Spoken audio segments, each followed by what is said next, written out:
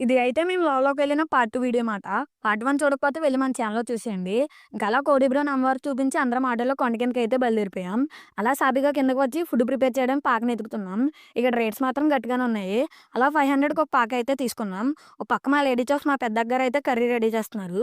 ఇంతలో మా బావ కోడిబ్రోన్ నీట్‌గా ముక్కలు కొట్టేసరికి అయితే బయలుదేరాడు. మా అక్క అయితే వెజ్ బిర్యానీ అయితే చేసేసింది. ఇప్పటికే టైం 2 అయిపోయిందని కర్రీ లేకపోయినా పర్లేదని కొద్ది బిర్యానీ అయితే లాగించేసా. అలా తిన్నాక కాళ్ళైతే కుదురున్నాయి. ఇంక అలా ఒక రౌండేసేసా. అలా రౌండయ్యి వచ్చేలోపు మా అక్క అయితే కర్రీ రెడీ చేసేసింది. ఇంక ఆగలేక రెండోసారి ప్లేట్‌లో పెట్టించుకొని తినేసా. అలా పైకి అమ్మవారిని దర్శించుకుందామని కొండపైకి వెళ్ళాం. మా పొట్టిది బొమ్మతో ఆడుతుంటే తీసేసుకున్నా కాసేపు ఏడిపిద్దామని.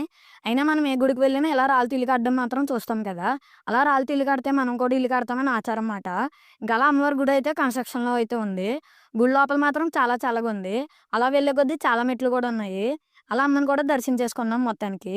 గుడైతే చాలా బాగుంది. అలా ఫ్యామిలీ అంతా ఫోటోస్ దిగి ఇంటికైతే రిటర్న్ ఎళ్ళిపోయాం. అలాగే మీరు వెళ్ళిపోయే ముందు మన ఛానెల్ ఫాలో, సబ్స్క్రైబ్ చేసుకోవడం మర్చిపోకండి.